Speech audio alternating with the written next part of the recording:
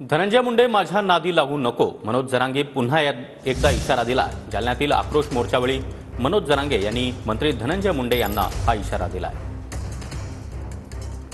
तुम्ही असं म्हणाला की 25 तारखेनंतर धनंजय मुंडेंकडे मी बघतो, नेमकं काय कशा पद्धतीने बघणार आहे? पण कायदेशीर म्हणलो बघतो, कायदेशीर बघतो म्हणलो, कारण त्याचे बी परळीपासून मुंबई पोत मॅटर आहेत भाऊ। तो माया नादी लागायला लागला, मी त्याला सांगितलं होतं माया नादी लागू नको। तो एक खून केला तरी तो आणखीन पोट भरलं नाही का संतोष भाईचा खून करून, त्यामुळे त्याला सांगितलं होतं माया नादी लागू नको। पण ती लाभार्थी टोळी उठत, खून झाल्याच्या नंतर प्रतिमोर्चे काढून आरोपीला साथ द्यायची, ही पायंडा चुकीचा। उद्या जर असे खून झाले तर लोक सर्रासपणानं सराईतपणानं मोर्चे धडाधड काढते ना आरोपीच्या बाजूने। एक लक्षात ठेवा, ही पायंडा धनंजय मुंडेचा चांगला नाही।